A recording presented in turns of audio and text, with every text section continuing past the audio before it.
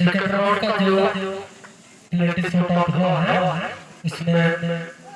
अगला राउंड के लिए क्वालिफाई कर चुके हैं टुडू ब्रदर्स एफसी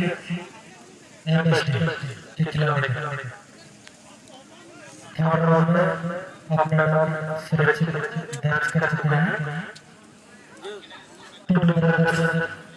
एमएसडी के खिलाड़ी।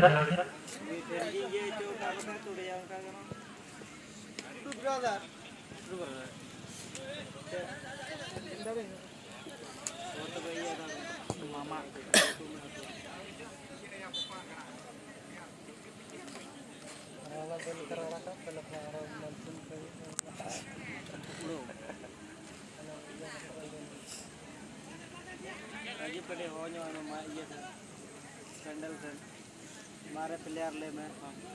अंटे अतर बांध पाए करते थे